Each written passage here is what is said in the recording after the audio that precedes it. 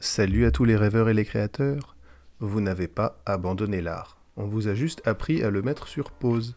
Ce podcast est là pour vous aider à désobéir et à appuyer sur play. Bienvenue dans les clés de la créativité. Un espace pour celles et ceux qui pensent que créer, c'est s'exprimer, respirer, exister.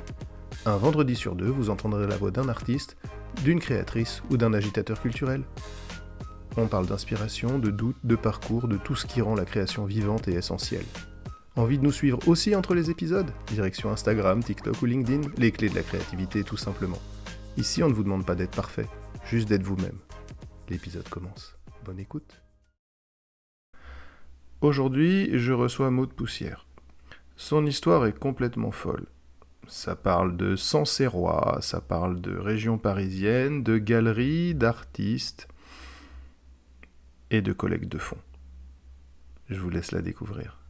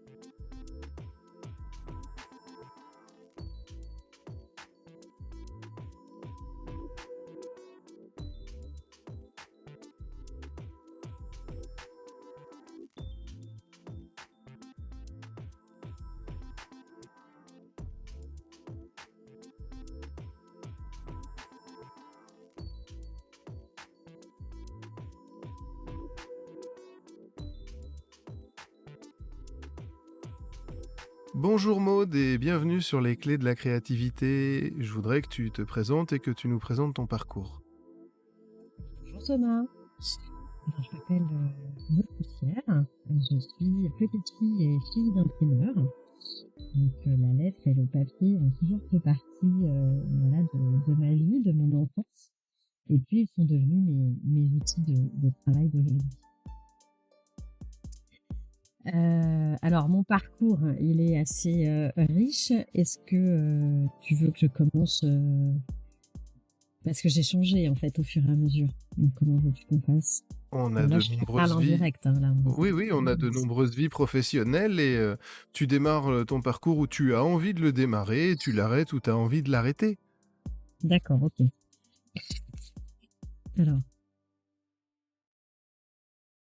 Alors j'ai eu plusieurs vies professionnelles pour l'instant, pour l'instant, pardon. J'ai plusieurs vies à l'intérieur même de ma carrière professionnelle.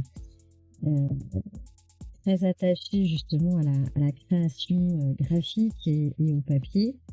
Je dessinais depuis toujours, je sculptais et donc je savais en étant tous les étés, en travaillant à l'imprimerie, en voyant les photograveurs de l'époque, etc., que j'avais envie de devenir graphiste pour créer, pour faire de la mise en page, pour pouvoir après imprimer des livres d'art. Donc j'ai fait des études d'arts appliqués, puis un BTS en communication visuelle et après un DNAP en design pour pouvoir adapter justement la 3D à la 2D. Donc j'ai une première vie professionnelle en tant que graphiste et directrice artistique en agence de com, mais également en freelance. Donc j'ai bossé à peu près une dizaine d'années dans à la fois les industries graphiques, mais aussi le milieu des agences de communication, aussi en cabinet d'architectes pour élaborer par exemple des scénographies d'événements et d'expositions. Et puis en parallèle de cette première vie professionnelle, j'étais très impliquée dans le bénévolat et dans l'humanitaire au sein du Rotaract. Et donc je mettais en place différentes actions avec des finalités sociales et sociétales. Le Rotaract, c'est une extension du Rotary Club? Exactement, en fait, c'est le Rotary pour les jeunes parce que c'est une association destinée aux 18-30 ans, dont les valeurs sont les mêmes que Rotary, à savoir l'entraide envers les autres, l'éthique aussi professionnelle. Et puis voilà, c'est ce qui m'a amené en fait à développer énormément d'actions, comme des ventes aux enchères, des collectes alimentaires. Enfin, c'est vraiment des actions extrêmement diverses. Mais ce que je faisais aussi beaucoup au Rotaract, c'est que je mettais en place des dossiers de presse. Je faisais la création aussi des identités visuelles des différentes salles de Rotaract. Enfin, voilà. Donc, du coup, j'utilisais en fait mes compétences de graphiste pour les différentes actions qu'on montait. Et au cours de cette première vie professionnelle, je suis tombée très malade. Du jour au lendemain, donc j'ai été hospitalisée, j'étais paralysée, et donc j'ai appris que j'avais une spondylarthrite qui a fait que je ne pouvais plus utiliser certains membres de mon corps, dont mes poignets, qui ont été pendant plusieurs mois comme paralysés. Disons que ça me faisait extrêmement mal en fait de les utiliser. Quand c'était pas les poignets, c'était les genoux, et donc du coup je pouvais pas marcher. Et puis après, plus tard, après c'était des douleurs au dos. Bon. Les poignets pour un graphiste, c'est pas facile. Et ben voilà, tout ça pour te dire que du coup, quand on aime dessiner et quand son métier en fait c'est de tenir une souris ou un stylet sur une tablette graphique, c'est un petit peu compliqué. Et du coup, je me suis posé énormément de questions, à savoir est-ce que je continue ce métier ou est-ce que ce serait pas le moment de rebondir et donc de me réinventer. Et comme j'avais cette activité bénévole assez importante et qui me tenait énormément à cœur, je me suis dit pourquoi pas, comme je connais très bien la communication, en tout cas la communication graphique et visuelle, pourquoi ne pas finalement être de l'autre côté, c'est-à-dire qu'au lieu de recevoir les briefs, être la personne qui conçoit les briefs et les transmet aux graphistes. Et donc cette idée s'est développée dans ma tête et je me suis dit mais en fait finalement à travers les différentes actions humanitaires que j'organisais, comme je créais des dossiers de partenariat, pas mal de choses comme ça, je me suis dit finalement c'est le job d'un chargé de communication. Donc j'ai commencé à postuler à des organismes humanitaires dans le secteur caritatif, à des postes de chargé de communication. Et donc, à chaque fois, on me fermait les portes parce qu'on me disait que je n'avais pas l'expérience ni le diplôme qui attestait que. Et je me suis dit, bon, nous sommes en France, donc là, l'expérience associative ne compte pas, contrairement aux pays anglo-saxons où là, ça fait une vraie différence et on l'inscrit dans le CV. Et donc, à 29 ans, à mes 30 ans, je me suis dit, qui ne tente rien à rien. J'ai du temps, ma tête marche très bien, donc je vais retourner à l'école. Et donc, moi qui avais fait des études de beaux-arts et d'arts appliqués, je me suis mise à postuler dans des écoles de commerce pour pouvoir faire un MBA en marketing, communication et innovation. Et donc... c'est un sacré switch. C'est un sacré switch, mais je savais que passer par la case MBA, marketing com, puis la case stage, je pouvais, en fait, très certainement, à l'époque, je me disais, je pourrais très certainement, grâce à un stage, pourquoi pas avoir un premier pied dans le milieu humanitaire en tant que chargé de com, et donc après développer cette autre carrière dans dans le caritatif. Et puis, j'ai fait un MBA en part-time, donc à l'ISG, donc l'Institut supérieur de gestion. Et puis, j'ai eu mon MBA haut la main avec une thèse avec les félicitations du jury. Et à l'époque, je l'avais faite justement sur le e-fundraising, donc le crowdfunding. Et c'était développé, comme aujourd'hui on voit toutes les plateformes de collecte de fonds en ligne. Et ça m'a permis parce que mon rêve, c'était de travailler à l'UNICEF ou de travailler à l'UNESCO. C'était donc un vrai engagement humanitaire profond. Tout à fait. Et grâce, je dirais, grâce à la fois à mon dynamisme et aussi à cette volonté très intime de travailler dans l'humanitaire et de travailler soit à l'UNESCO ou soit à l'UNICEF, et en fait j'ai tapé aux portes, j'ai essayé de faire énormément de réseaux, etc. pour essayer de rencontrer les personnes qui pourraient potentiellement être en recherche de stagiaires, et j'ai réussi à avoir un stage à l'UNICEF France, donc au siège à Paris, et à l'époque c'était un stage pour être chargé de projet événementiel. Ça venait faire la jonction parfaite avec ce que tu avais fait avant.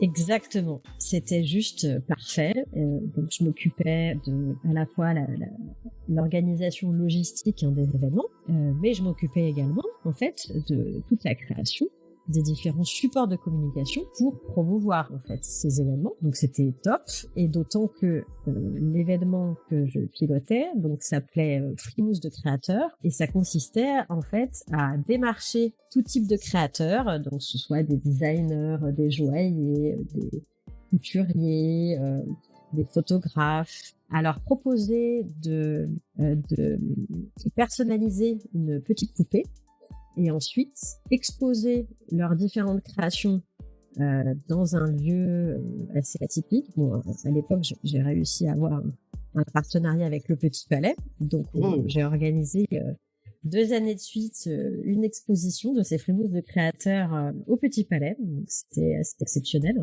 Et puis ensuite, la vente de ces frimousses permettait de collecter des fonds qui permettaient en fait d'acheter les différents vaccins pour vacciner les enfants au Darfour.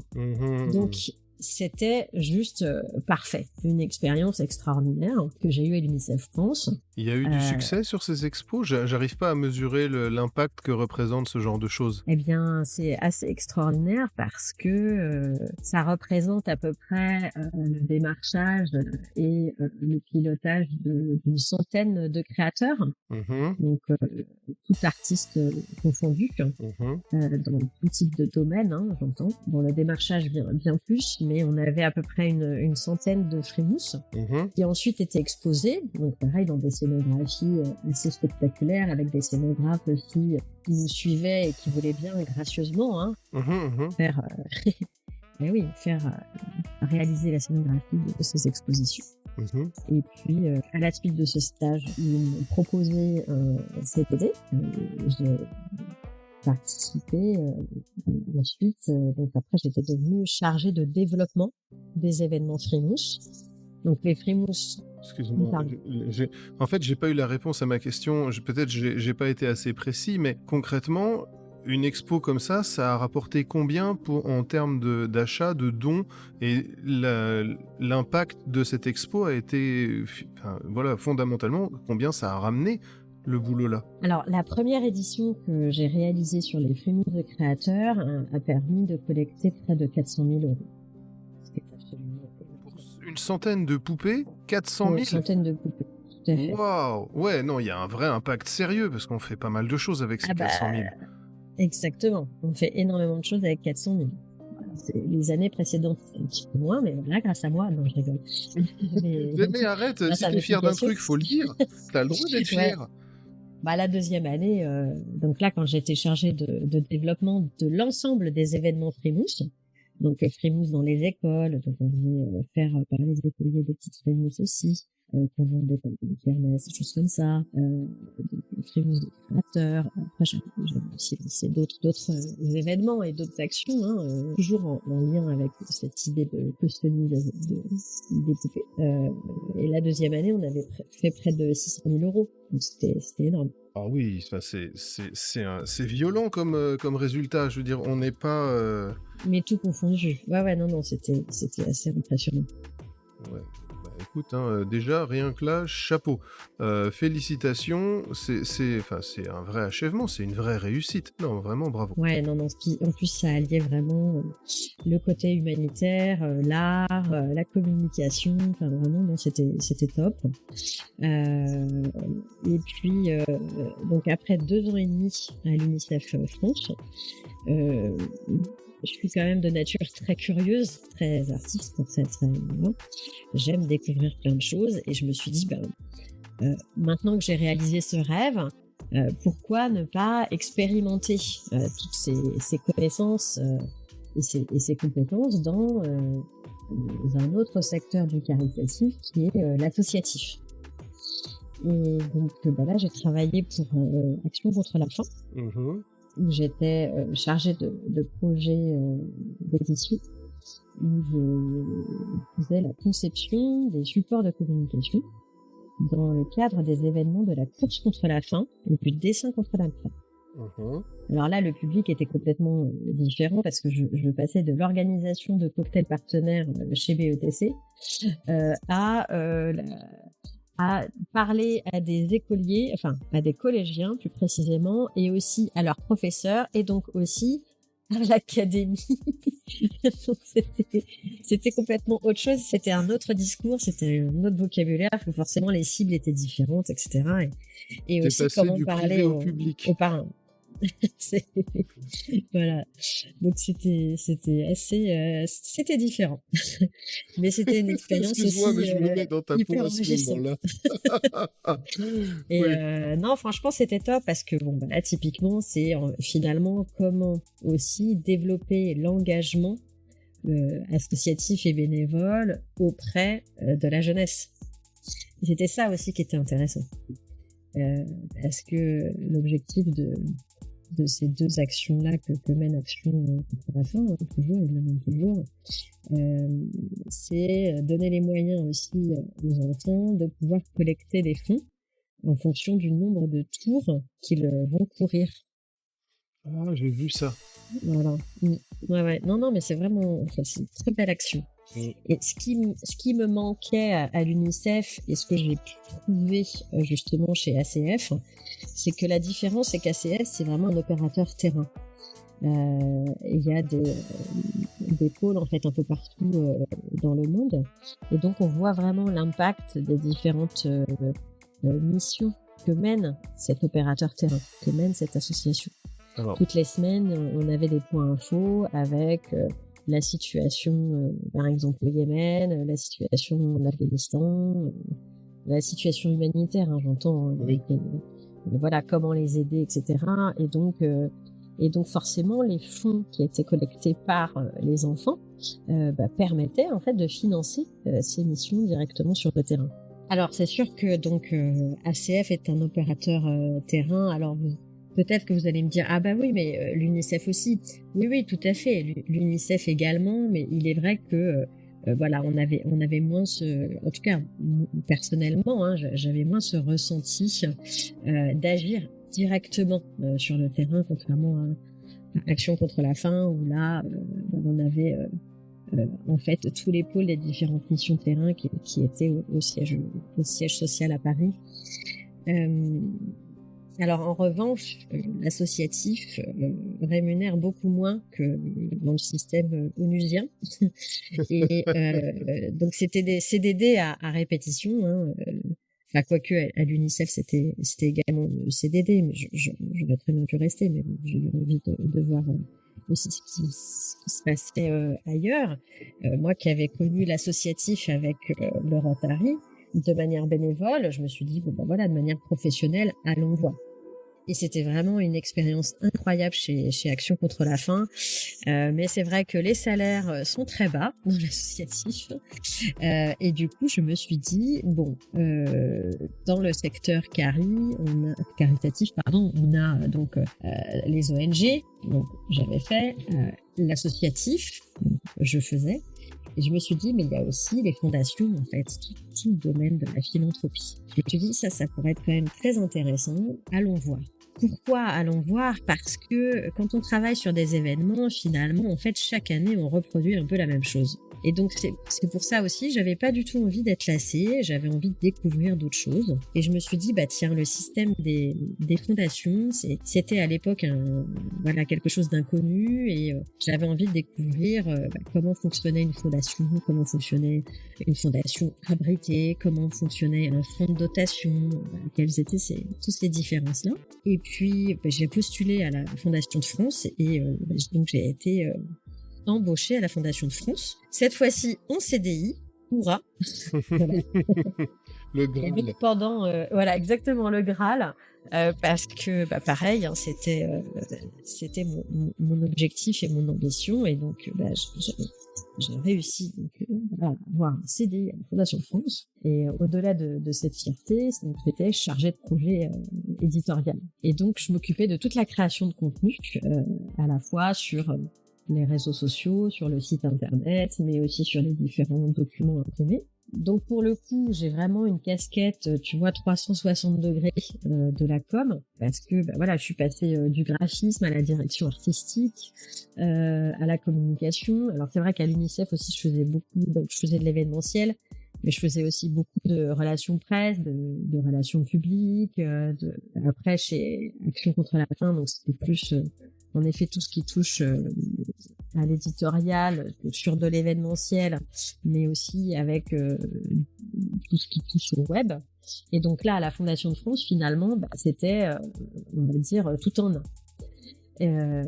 Et donc pendant 6 ans, j'ai travaillé à la Fondation de France, à la fois auprès des fondations abritées pour les conseiller dans leur stratégie de communication et leur conseiller justement la création de différents supports, et puis de les orienter dans les stratégies aussi éditoriales, et puis la Fondation de France qui concernait la stratégie éditoriale, à la fois du site internet, les différents articles aussi sur le site, pour faire la promotion et pour expliquer de manière vulgarisée les différents programmes très pointus que mène la Fondation de France, et également les fondations qu'elle abrite. Il faut savoir que c'est près de quasiment 900 fondations que la Fondation de France abrite. Donc c'est c'est un écosystème à l'intérieur même d'un énorme méga système. Voilà. Et donc la Fondation de France, en fait, mène ses propres actions de terrain, ses propres appels à projets. Et en même temps, il y a aussi une autre, section de service, au mécénat, qui est plus du développement et de l'accompagnement des gens qui veulent agir. Et donc comment, en créant une fondation ou en justement faisant le mécénat, par exemple, le programme de la Fondation de France, et pas que, d'ailleurs. En fait, tous les moyens d'agir en faveur de l'intérêt général, donc avec cette philanthropie. Donc ça a été 6 années extrêmement enrichissantes. J'étais notamment plus en charge des programmes culture, environnement et art, mais c'est tout le temps sur des projets très pointus. Tu vois, par exemple, sur les programmes environnement, j'écrivais sur la préservation du littoral, sur des projets ou des appels à projets pour favoriser, par exemple, l'agroforesterie. Tu vois, à chaque fois, c'était des choses très spécifiques. Ok. Et puis, en parallèle de ça, c'est aussi communiquer sur les différentes urgences humanitaires, que ce soit des catastrophes climatiques, migratoires. Et la crise de la Covid est arrivée. Oui, je l'entends beaucoup celui-là. Voilà. Donc la Covid est arrivée. Ça a été 2 années où je n'ai jamais autant travaillé de toute ma vie. Parce que il fallait gérer justement le Covid. La Fondation de France avait été mandatée pour notamment répondre en fait à tous les différents besoins et puis surtout on était en fait en charge de la collecte des fonds pour la Covid pour après le redistribuer, etc. J'ai pas vu ça comme ça. Quand tu m'as dit, ouais, la crise de la Covid est arrivée, je me suis dit, ah, la pauvre, elle a dû se mettre à son compte. J'imaginais que c'était le switch, mais non, avec la Fondation de France, c'est obligé. Tu bosses comme un âne, en fait. Ah ben non, c'est le contraire. Ouais, j'avais pas vu ça. Plus t'as de malheur et plus t'as de boulot dans le caritatif.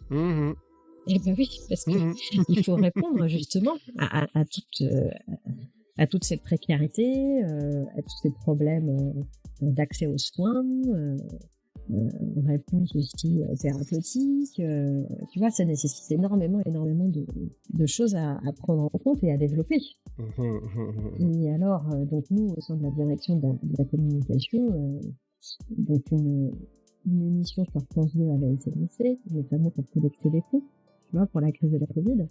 Donc après, comment gérer ça, à la fois sur le site internet, les réseaux sociaux, enfin toute la création de contenu qui s'ensuit.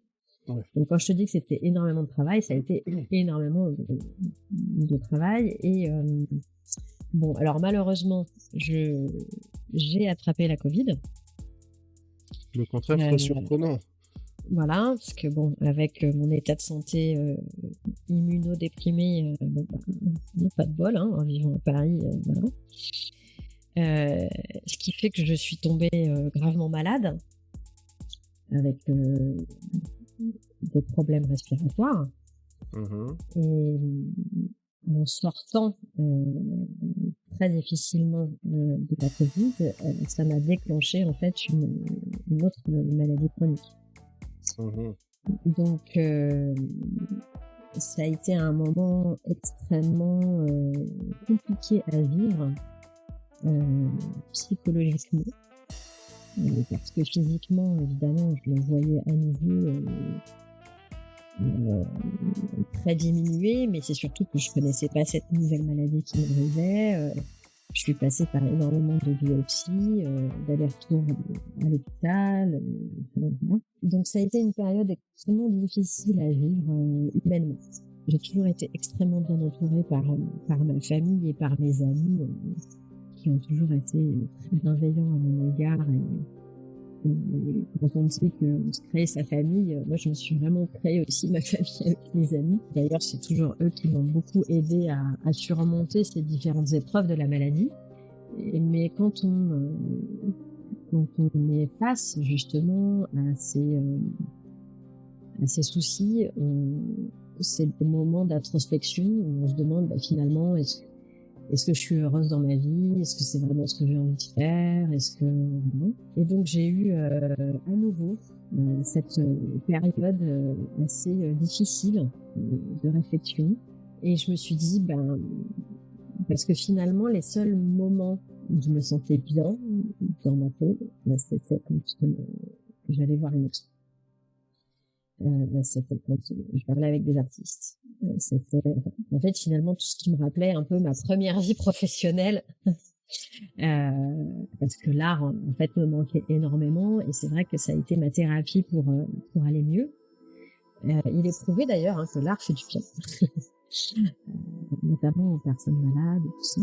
Et puis je me suis dit mais finalement est-ce que ce serait pas le moment, 10 ans après, pourquoi pas de continuer dans cette évolution de vie professionnelle. Et puis, il y a toujours quelque chose qui me tenait à cœur, c'est que j'ai toujours été très proche de ma région natale, très proche de mon territoire. Et d'ailleurs, quand je fais toujours des actions rotariennes, c'était toujours sur le territoire de Côte-sur-Loire ou de Sancerre, pour favoriser, faire en sorte qu'il y ait moins de précarité alimentaire, faire en sorte de redonner aussi de la joie de vivre aux enfants au temps de Noël, etc.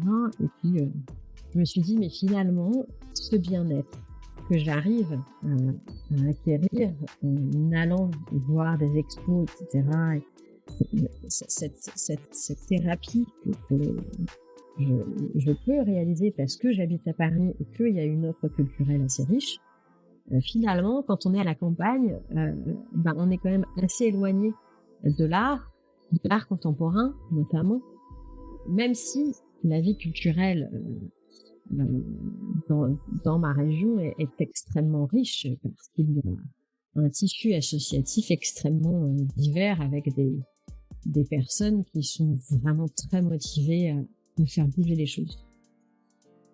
Et c'est de là, en fait, où est née mon envie de créer un centre d'art dans ma région.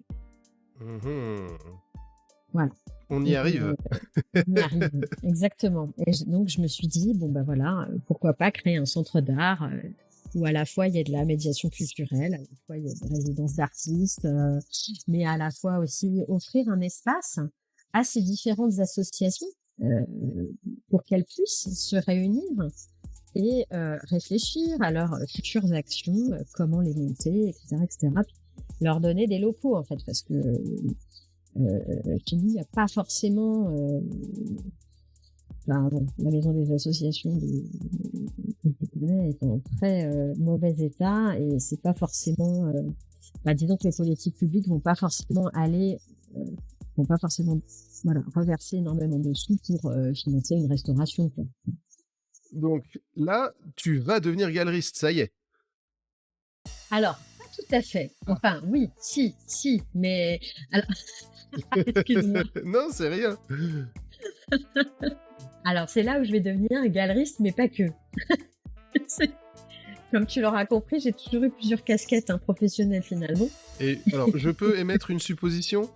Je pense qu'il y aura un engagement humanitaire avec ta galerie. c'est exactement ça.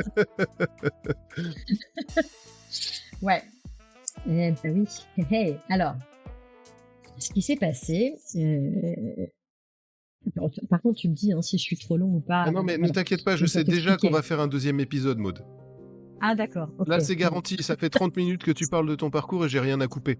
On fera un deuxième épisode. Je suis désolée. Ouais.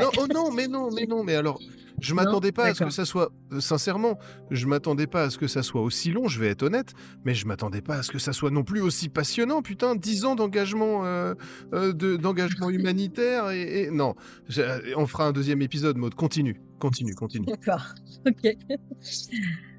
Alors, c'est de là où donc est née mon envie donc de créer un centre d'art chez moi, donc en Bourgogne, centre Val-de-Loire, entre Cosne-sur-Loire et Sancerre. Et puis... Ce serait pas une région viticole ? Exactement. Tu vas comprendre après pourquoi. Donc, je décide de quitter la Fondation de France pour pouvoir à nouveau repartir sur les bancs de l'école à 40 ans cette fois-ci. Voilà. Et 41, ouais. Et je m'inscris à l'ICAR pour faire un MBA en marché international de l'art. Et j'avais choisi l'ICAR parce que je me disais que, pour connaître aussi les deux autres écoles qui sont super à Paris, l'EAC et l'USA, mais je me disais, l'ICAR, à mon avis, je vais pouvoir avoir accès à un réseau qui est beaucoup plus important avec les professeurs qui sont des professionnels et tout. Et franchement, je suis ravie d'avoir fait ce choix-là parce que j'ai rencontré des personnes absolument extraordinaires. Donc pendant un an, j'ai réalisé ce MBA en marché international de l'art. Alors là, j'étais la plus heureuse de toute ma vie, je crois. Ça a été des mois assez incroyables où vraiment je me sentais revivre. Je me sentais renaître. Ouais. Et je me suis dit, ok, je me suis pas trompée, c'est bien ça. Je te coupe juste une seconde, excuse-moi. En termes de formation, tu n'as fait que 1 an parce que tu avais déjà un niveau précédent de MBA, ou sinon, à mon avis, c'est plus long comme étude. C'est des trucs qui sont sur 2-3 ans. exactement. Bah oui, c'est parce que j'ai fait un... Ouais, en fait, j'avais déjà un MBA, tu vois, au préalable. J'avais... Donc oui, tout à fait. Ok. Et donc là, tu étais ultra ravie, super heureuse, plusieurs mois géniaux. Plusieurs mois géniaux. Et au cours de ces mois, j'ai dû faire face à un drame familial. Le décès de mon oncle. Et ça a été terrible. Ça a été terrible parce que quand on s'y attend pas, c'est toujours délicat, hein, c'est un choc. Mais c'est surtout que c'était le petit frère de ma mère et ma mère était totalement désemparée. J'avais jamais vu ma mère comme ça et c'est vrai que ça m'a fait plutôt un choc parce que du coup, il a fallu s'occuper de tout ce qui s'ensuit. Des obsèques, de tout, des papiers, voilà. Et donc tout ça en parallèle des études. Et j'en parle parce que ça m'a profondément, ça a bouleversé un peu ma vie. Ça a bouleversé ma vie parce que quand on voit la faiblesse de ses parents, on se dit finalement, la famille, c'est quand même vachement important. Perdre des êtres chers, ça fait toujours réfléchir. Et là, je me suis dit, il est peut-être temps de rentrer au bercail. Alors, avant de rentrer au bercail, comme je dis, j'avais postulé un job aux Émirats Arabes Unis, à Dubaï. Et donc, j'ai été prise. Et donc, je suis partie. Entre-temps, je me suis dit, bon, allez, qui ne tente rien à rien. Donc, je suis partie, j'ai bossé pour Art Dubaï. Donc, c'est un salon d'art contemporain international à Dubaï. Et là, c'était juste génial. Génialissime. J'ai failli y rester. Sans blague, il y en a qui restent, hein. Quand tu vas là-bas, en général, les gens repartent. Surtout si on te fait bosser, c'est très rare de repartir. Hein. Ouais. En fait, la géopolitique avait énormément changé le contexte, le marché international de l'art, notamment avec la guerre, l'invasion de la Russie en Ukraine.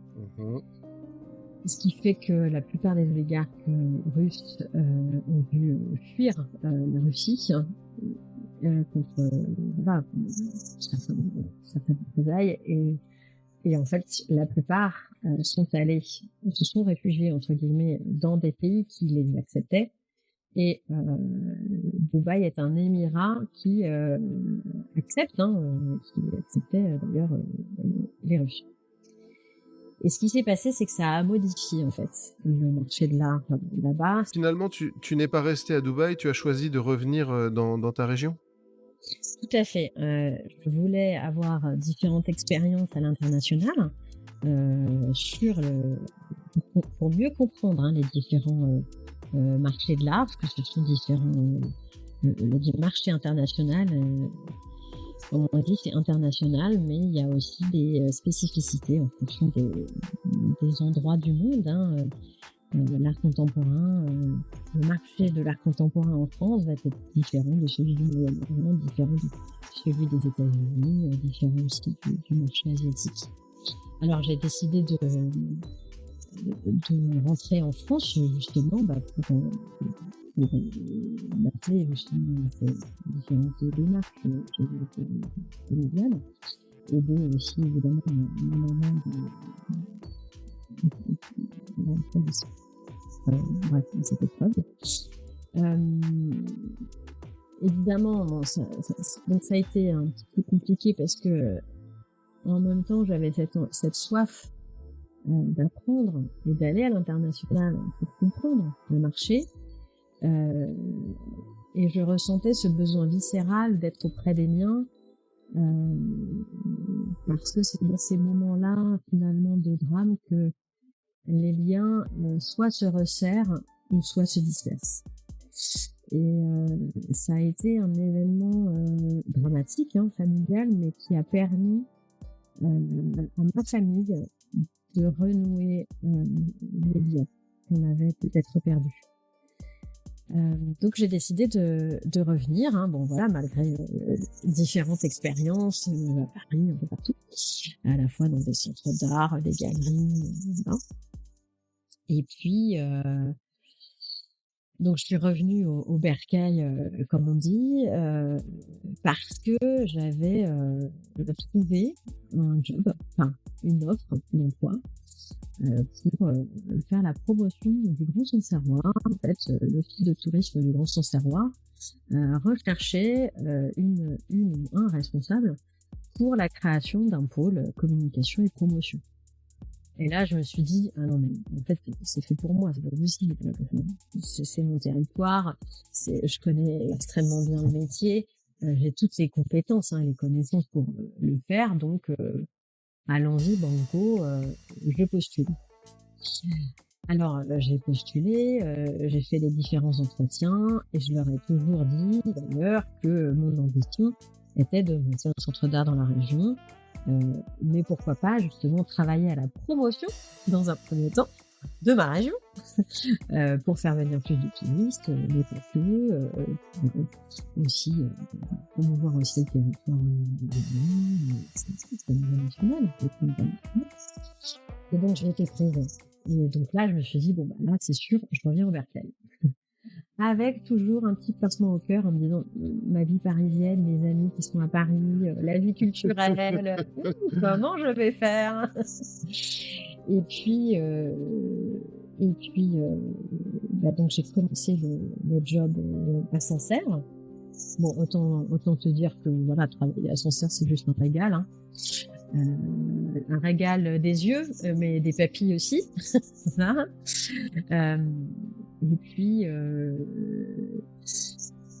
Et puis je dirais que Finalement, t'es revenu dans ta région, c'était vraiment vivant et t'étais vraiment voilà, dans le cœur de ce que tu voulais faire. Mais ah oui, finalement, c'est t'es sûr. reparti à Paris. Alors je suis pas repartie à Paris parce que je travaille encore hein, à l'office de tourisme en tant que responsable D'accord. du pôle communication et promotion. En revanche, c'est vrai que j'avais besoin d'un peu plus d'émulation. J'avais besoin d'être toujours au contact de cette vie artistique et culturelle qui, malgré le dynamisme hein, des associations locales, me manque quand même terriblement, ainsi que mes amis. Et puis tout en restant toujours très en relation avec les étudiants de ma promo. Je discutais pas mal avec Emeline Basquiera, donc qui est une élève de ma promotion, avec qui on a travaillé ensemble sur différents projets et vraiment on s'est tout de suite très bien entendu, on a accroché en termes de sensibilité artistique, en termes de plein d'éléments. Ce serait pas la dame qui a fait la galerie avec toi? Exactement, D'accord. exactement.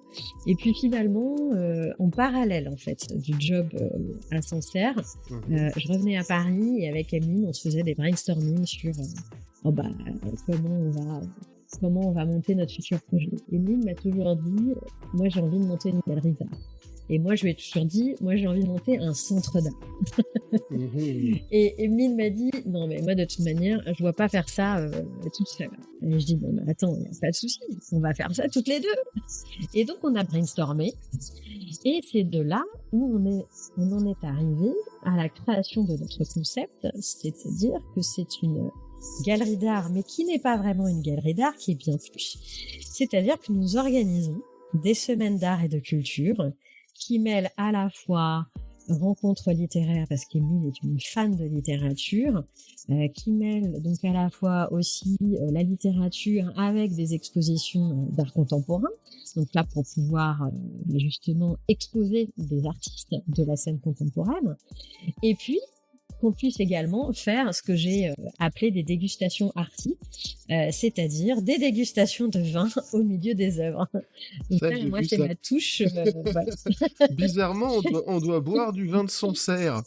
Ah ouais, on boit du vin de Sancerre, on boit Des Bourgognes. de l'excellent Pouilly fumé également, donc des vins du centre Val de Loire, mais pas que, parce que la prochaine exposition aura lieu à Saint-Tropez, et donc là, du coup, ce sera une dégustation des vins de Provence. Waouh. Et donc, voilà comment est née finalement la Purple Gallery, avec cette idée de mixer finalement l'envie de créer une galerie d'art avec l'envie de créer un centre d'art. C'est vrai que ce qui me tenait énormément à cœur, hein, c'est de donner accès à l'art contemporain à tous. Et donc, c'est de là aussi où on a défini la Purple Gallery comme une galerie nomade itinérante, mais qui n'a pas de lieu fixe, pour permettre justement à tout le monde d'accéder à l'art via en fait l'organisation de nos Art and Culture Week. Waouh, c'est super. Je te propose un truc.